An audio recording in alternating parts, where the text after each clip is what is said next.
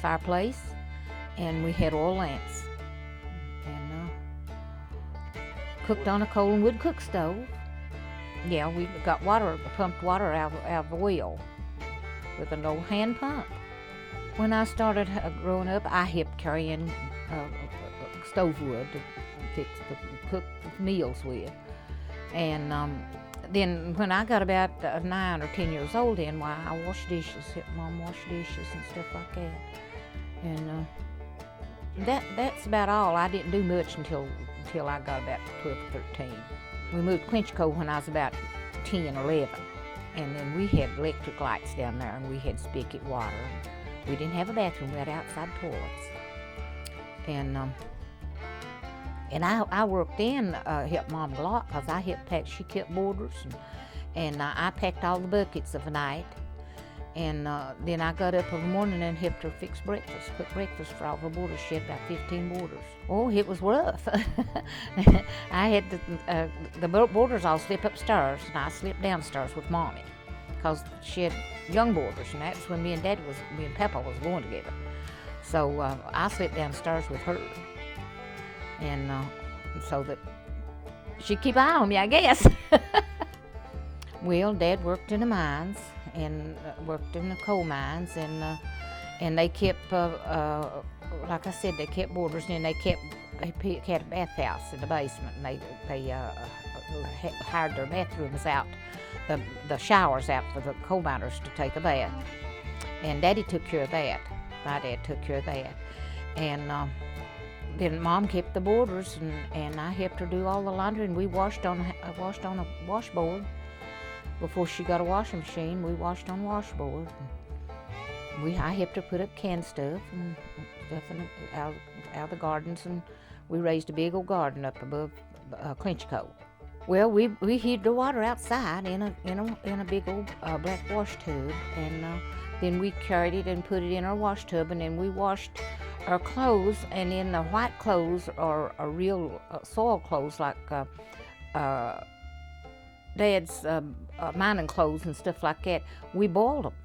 We put them in a big wash tub, and then we put fire under them. I mean, we boiled them to get all that grease and coal dust and stuff out of the clothes, and that's how we did our laundry until Mom got a washing machine. We got a wringer washer, and Mom never got an automatic washer until after I was married and gone away from home.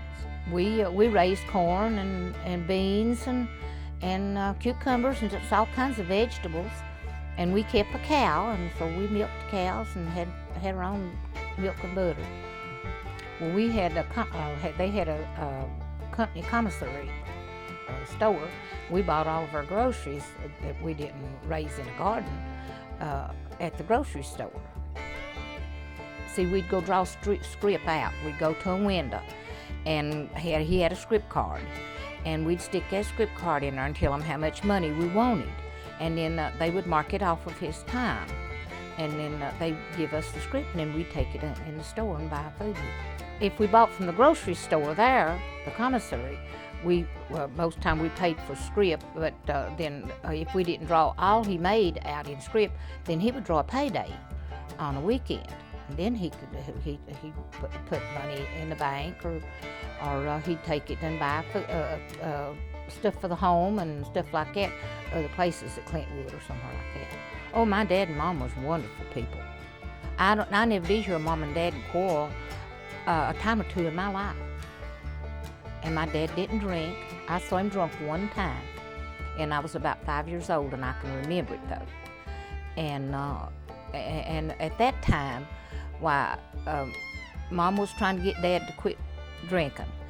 And when he got drunk and he come home, she called all the neighbors in.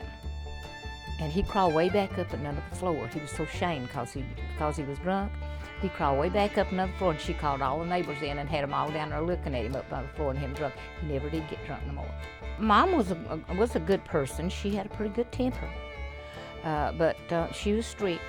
She was real strict on us children, especially us girls. But she had a good personality, and she was a good Christian woman. And she went to church regular. We all had to go to church, because they seen to that. We all went to church. Yeah, they treated us about all this alike. They didn't have no preference from none of us. We was all loved just alike. We had to take a bath in a wash tub. When I was about 13 or 14, we had a shower bath in the basement. But I mean, when I was little, when I was up till I was about 10 or 11, about 11, I guess, we bathed in a wash tub. Mama would heat a tub of water on the cook stove, a coal and wood cook stove, and then we would take a bucket or two of water out of that and then cool it down to make enough water for us to get in the tub and take a bath and wash our hair and stay clean like that. Well, I never had my hair cut much. I had long hair, pretty long hair. I had big long hair down my back. So Dad used to cut the boys' hair. Well, it was available if we could afford it. Back then, it was hard to get a hold of money, and we could get toothpaste and we could get good smelling soaps and stuff like that. But back then, it was hard to get dollars to get perfume and lotion and stuff like we have today. So up until I was about 9, we lived on Mill Creek, and we walked to school, and we had about a mile, or maybe a little over a mile, about a mile anyway, to walk. And it was dirt road. It was muddy as it could be, and we had to walk to school and back from school.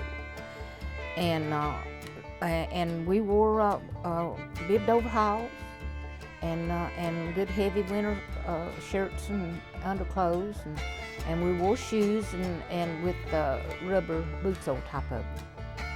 And we wore what we called toboggans on our head to keep our head warm.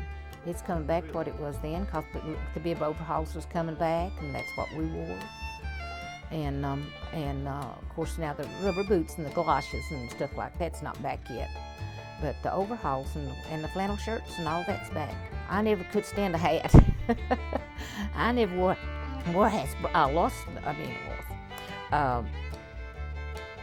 May and Pearl wore hats, and Mommy. But I never wore hats until after I got grown. We went barefooted pretty good. Pretty well. We started when it got warm weather. We was all tickled to death to get to go barefooted.